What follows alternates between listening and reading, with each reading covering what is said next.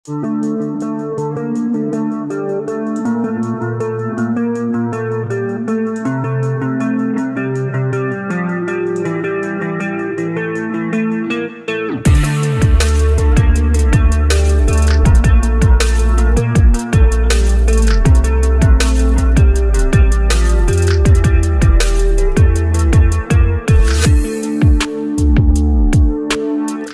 kawan-kawan semua, gimana kabarnya? Baik, semoga kalian beserta keluarga selalu dalam keadaan sehat walafiat serta diberikan umur dan rezeki yang berkah.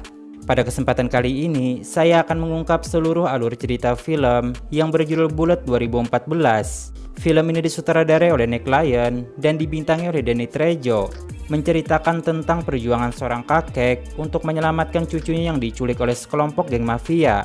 Jadi tidak perlu berlama-lama, kita langsung saja masuk ke alur cerita filmnya.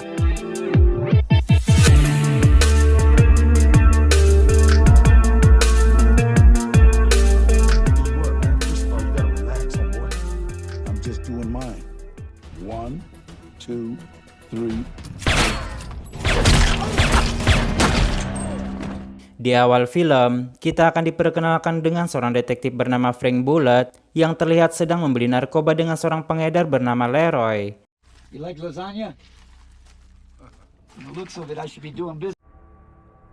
Namun tidak lama kemudian, mereka tiba-tiba saja dikagetkan dengan kedatangan dua orang polisi yang mengetahui transaksi yang mereka lakukan, sehingga Frank yang tersudut memilih untuk menembak kedua polisi tersebut.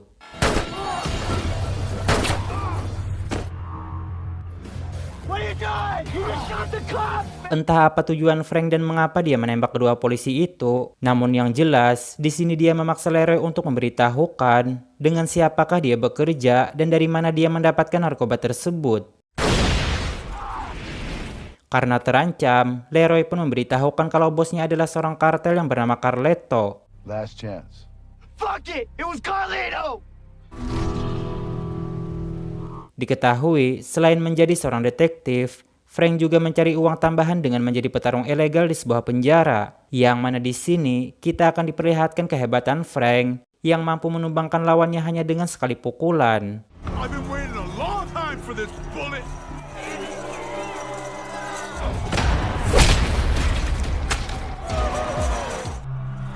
That's why. Setelah memenangkan pertarungan tersebut, Frank pun mendapatkan bayaran yang cukup besar. It's not happen next time. You play for the wrong team, Frank. Di sisi lain, berita mengabarkan tentang anak Carletto yang bernama Manuel akan dieksekusi mati atas kasus pembunuhan 3 orang polisi, yang dimana eksekusi tersebut akan dilakukan 3 hari lagi. Manuel Keynes, execution by lethal injection. Di lain tempat, seorang anak gubernur bernama Jessica terlihat sedang bermain bersama pacarnya di sebuah taman. Namun, ketika mereka sedang asik bermesraan, tiba-tiba saja muncul anak buah Carletto yang langsung menculik mereka.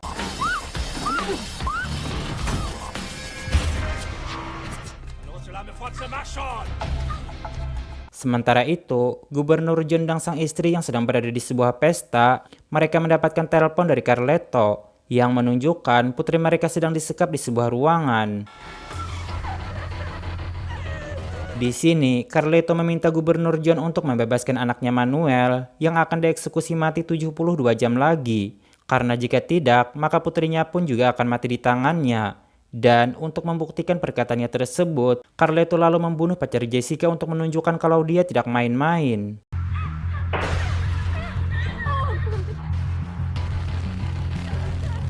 Di ruang interogasi, Leroy dibuat heran ketika melihat 2 orang polisi yang ditembak oleh Frank tempo hari ternyata masih hidup. Sehingga bisa disimpulkan kalau kejadian tersebut sengaja mereka atur agar Leroy mau buka mulut. Man, this shit is fucking illegal, man. I want my lawyer now.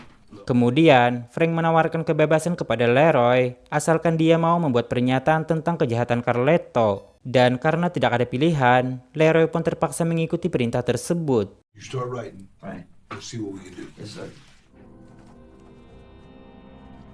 One animal at a time, Captain. But he signed it. Namun, tidak berselang lama Frank dihampiri oleh pengacara Leroy yang meminta surat pernyataan itu. karena menurutnya surat pernyataan itu tidak sah karena Leroy membuatnya dalam keadaan tertekan. Namun Frank mengatakan kalau surat itu sudah ia kirim ke kantor kejaksaan. I'm running late, sweetheart. Di sisi lain, Carletto terlihat sedang menghukum 3 orang anak buahnya yang ia anggap telah berkhianat. You're not just fucking with me. Before dishonor. Saat bersamaan, Frank dan rekan-rekannya mendatangi markas tersebut untuk menangkap Carletto. Namun kedatangan mereka di sini diketahui oleh anak buah Carletto yang sedang berjaga, yang pada akhirnya Carletto bersama anak buahnya pun berhasil lolos dari sana. Jarvis, the door. Lock down the back. Lock down the back. I'll take the back.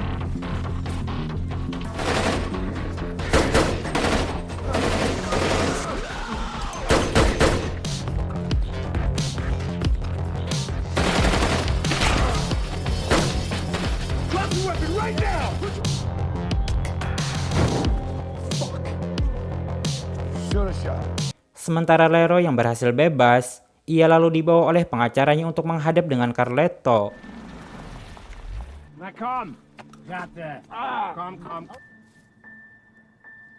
Di sana, Leroy pun memohon ampun dan mengatakan kalau dia terpaksa membocorkan nama Carletto karena dia dalam keadaan terancam. Namun Carletto yang tidak memiliki belas kasihan, ia pun langsung membunuh Leroy dengan sangat sadis. Malam harinya, Frank datang ke sebuah tempat yayasan narkotik anonimus, yaitu sebuah tempat khusus bagi para pecandu untuk berbagi pengalaman. Di sana, Frank bersama putrinya yang bernama Vanessa berbagi pengalaman mereka sewaktu menjadi pecandu. My name's Frank, and I'm an addict. Hi, my name is Vanessa. I'm an addict. I was here when she was ready to get clean. Taking the 1-year chip.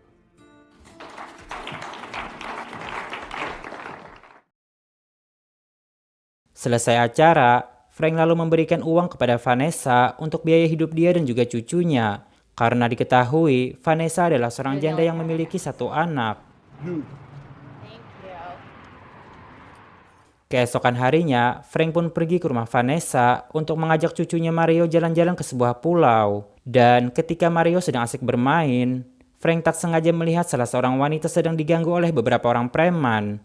Yang kemudian, ia pun dengan cepat menolong wanita tersebut. Relax. Stay right there. Hey, What? right. Whoa, relax, dog. Namun saat Frank kembali, cucunya sudah tidak ada di sana yang ternyata diculik oleh anak buah Carletto. Mario! The little boy in the blue and gray shirt. Have you seen him? Saat bersamaan, ia mendapatkan telepon dari Carletto yang meminta untuk menemuinya malam ini di sebuah jembatan. That kid. I will hunt you down. You remember, 3rd Street Bridge, no cops, just you. He was kidnapped. I was distracted. Sementara Vanessa yang mendengar kabar itu, ia pun sangat dibuat panik dan juga marah. Namun di sini, Frank berusaha meyakinkan Vanessa dan berjanji akan membawa Mario kembali secepatnya. I will get him back. Sedangkan Mario terlihat sedang disekap di tempat yang sama dengan Jessica. Here you go. Dinner's ready. Malam harinya, Frank pun menunggu di sebuah jembatan sesuai dengan permintaan Carletto.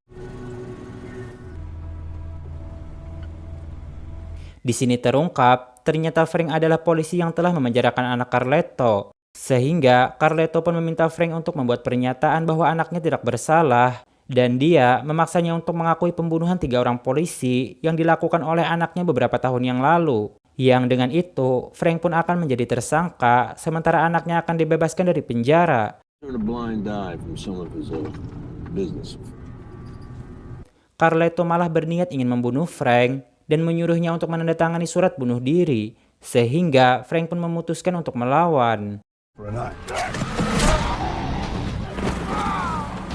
Dengan cepat, Frank pun berlari masuk ke mobilnya dan berusaha kabur dari kejaran mereka.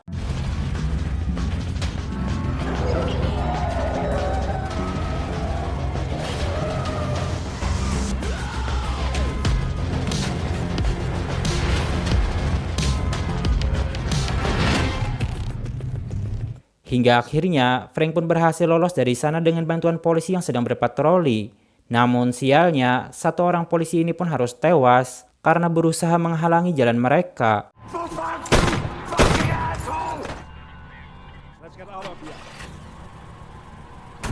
Sementara Vanessa, yang sangat frustasi karena kehilangan putranya tersebut, ia pun kembali menjadi pemakai narkoba seperti dulu.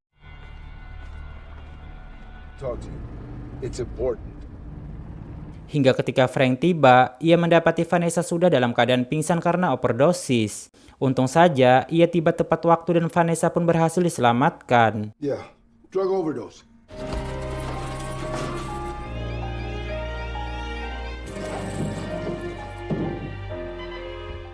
Di sisi lain, Kapten Jack dan Agen Daihan mendapatkan perintah dari gubernur untuk menangkap Frank. This can't be true.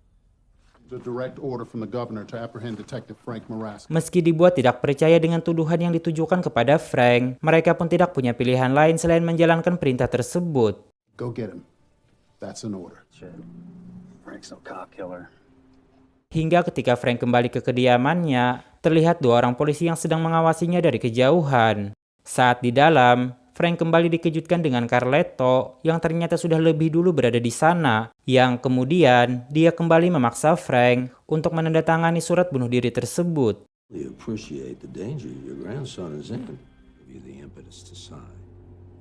Dan karena mereka mengancam akan memotong jari cucunya, Frank pun terpaksa menandatangani surat itu.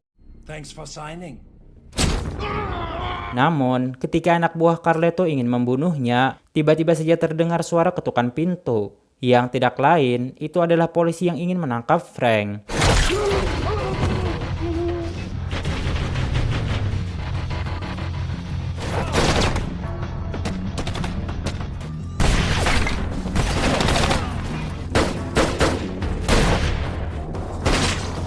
Saat Frank ingin mengejar Carletto, Agen Daihan tiba-tiba muncul dan langsung menangkapnya. Get him. They're getting away. Frank, drop your gun. Get on the ground! Get on the ground!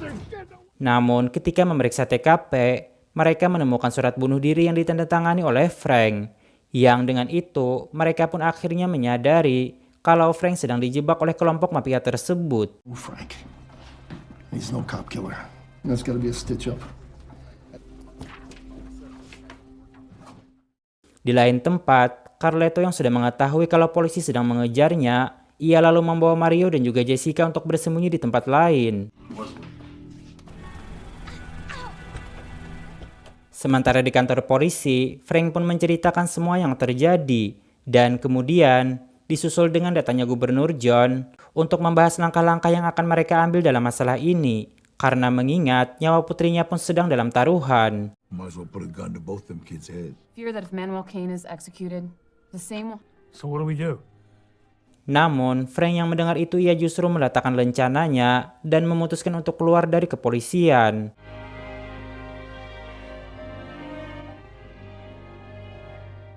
Malam harinya, Frank pun menyelinap memasuki rumah Carletto, yang ternyata dia lebih memilih untuk menyelesaikan masalah ini sendirian. Namun di sana, ia hanya menemukan seorang wanita yang sedang mandi, yaitu seorang pengacara yang pernah menemuinya di kantor polisi. Okay, pretty naked lady. Setelah mendapatkan siksaan, wanita ini pun akhirnya memberitahu kalau Carletto sedang bersembunyi di rumah aman di padang pasir. Out for apples all night. Namun, ketika Frank ingin pergi dari sana, wanita ini tiba-tiba saja mengeluarkan pistol yang membuat Frank terpaksa membunuhnya. Setelah mendapatkan info tentang keberadaan Carletto, Frank kemudian pergi menemui teman lamanya untuk mendapatkan perlengkapan senjata.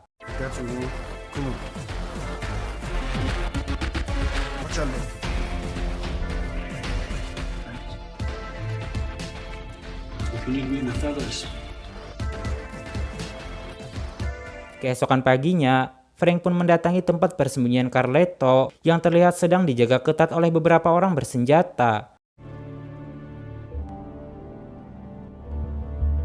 Setelah memantau pergerakan sekitar, Frank pun mulai melancarkan aksinya dengan mengelabui penjaga menggunakan mobil kosong. Namun ketika mereka memeriksa bagasi mobilnya, inilah yang terjadi.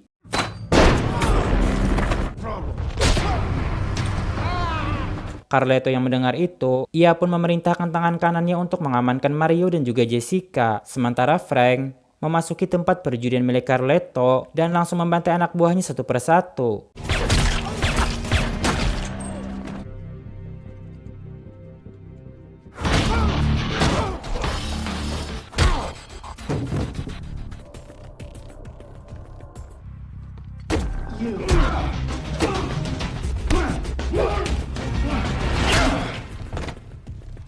Keluar dari tempat tersebut, Frank menemukan Mario dan juga Jessica yang disekap di dalam mobil. Namun, ternyata itu adalah sebuah jebakan yang dibuat oleh anak buah Carletto. Dan untung saja Frank berhasil mengatasinya.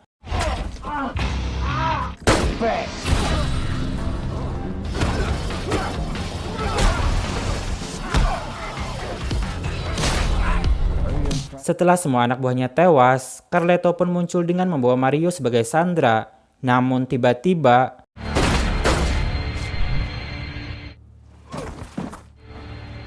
setelah menghabisi Carletto dan para pengikutnya, Frank pun langsung meninggalkan tempat ini dengan membawa Mario dan juga Jessica.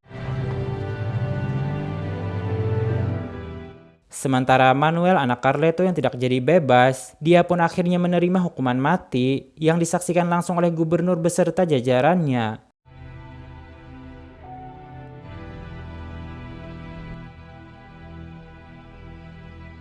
Di akhir film, diperlihatkan Frank yang sekarang sudah pensiun dari kepolisian dan menjalani kehidupan baru yang damai bersama anak dan cucunya. Setelah itu, film pun tamat. Oke, kawan-kawan semua, itulah tadi alur cerita film Bullet 2014. Semoga kalian bisa terhibur dengan alur cerita film ini. Atas kesalahan dan kekurangan kami, mohon bisa dimaklumi. Saya pamit undur diri dan sampai jumpa di video selanjutnya.